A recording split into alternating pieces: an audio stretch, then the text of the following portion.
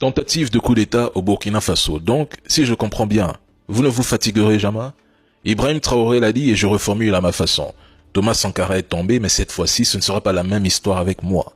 Le complot récemment déjoué prévoyait l'utilisation de drones kamikazes, d'armes et de fonds déjà prêts à l'emploi pour financer une mutinerie avec en prime le soutien de mercenaires. Le plan? Acheter des consciences au sein de l'armée, convaincre certains soldats de trahir leur hiérarchie, financer la logistique notamment, le déplacement de mercenaires stationnés dans un pays voisin et sécuriser des complices bien placés. L'objectif final était de renverser le régime de transition dirigé par le capitaine Ibrahim Traoré au profit d'intérêts néocoloniaux africains complices et autres puissances impérialistes. Les traîtres comptaient miser sur la fatigue des VDP et sur une faille militaire pour faire tomber le pouvoir. Mais leur plan était stoppé net grâce à l'arrestation de plusieurs hauts gradés, notamment issus du BIR et de la justice militaire. Et comme d'habitude, quand le plan échoue, nos ennemis se recyclent dans la critique. Ils affirment direct sans preuve que la transition pille les ressources du pays, s'enrichit sans rien donner au peuple et brade tout à la Chine. Donc le plan, c'était de réussir un coup d'État, puis faire semblant de jouer à la démocratie avec des élections bidons juste pour installer un pion bien docile. Un type qui viendrait embrasser l'Occident et annoncer officiellement la sortie du Burkina de l'AES, histoire de briser l'alliance. Mais franchement, vous manquez cruellement d'imagination. Mais c'est tellement prévisible que ça en devient comique. Mais vous avez oublié un détail. Ibrahim n'est pas seul. Il a misé gros sur l'armement, la formation, le renseignement. Et ses services sont loin d'être à la traîne. Ils ont tenté d'éliminer le capitaine Ibrahim Traoré. Ils ne cherchaient même pas à le renverser ou l'arrêter, non. Leur objectif était clair, en finir avec lui. Certes, Ibrahim Traoré bénéficie d'un excellent service de renseignement, c'est vrai. Mais lorsqu'il s'agit de sécurité aux frontières, il faut redoubler de vigilance. J'insiste, les pays de l'AES doivent absolument faire attention à tout ce qui entre et sort de leurs frontières, surtout si celles-ci sont poreuses.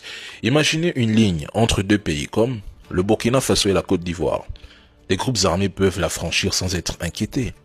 Des mercenaires peuvent passer, escortés par des trafiquants ou des complices locaux. Souvent cela se fait de nuit, dans l'ombre.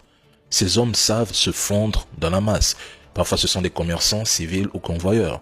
Certains utilisent de faux papiers burkinabés ou ivoiriens et passent même par les postes de contrôle officiels sans éveiller le moindre soupçon. D'anciens soldats burkinabés réfugiés dans des pays voisins pourraient également jouer les guides.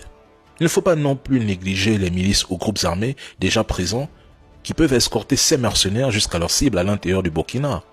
Côté logistique, un État ou même une entreprise privée peut fournir des véhicules banalisés, des moyens de communication sécurisés ou encore des caches d'armes déjà positionnés sur le sol burkinabé. Et parfois, il ne leur manque qu'un seul élément, le feu vert. Peuple burkinabé, redoublez de vigilance et s'il vous plaît, veillez. Ils veulent à tout prix déstabiliser le capitaine Ibrahim Traoré. La guerre de haute intensité évoquée par le capitaine Ibrahim Traoré met en lumière la manipulation des masses, la désinformation et la propagande visant à l'isoler, fragiliser son gouvernement et s'aimer le doute chez le peuple qui lui a accordé sa confiance. L'objectif est de déstabiliser son régime car, tout comme Thomas Sankara, Ibrahim Traoré est devenu un symbole de lutte et de résistance. Cette obsession occidentale envers le Burkina Faso n'est pas anodine. Dans leurs médias, le constat est amer. Rien de positif n'en ressort. Tout est toujours négatif. Si lundi à 10h, Ibrahim inaugure une usine, les médias français et ses détracteurs préféreront accuser l'armée de commettre des crimes. C'est acté, c'est factuel. Ces gens investissent massivement dans la communication, réussissant à manipuler les plus faibles. Il est essentiel pour l'AES de prendre le contrôle de l'information.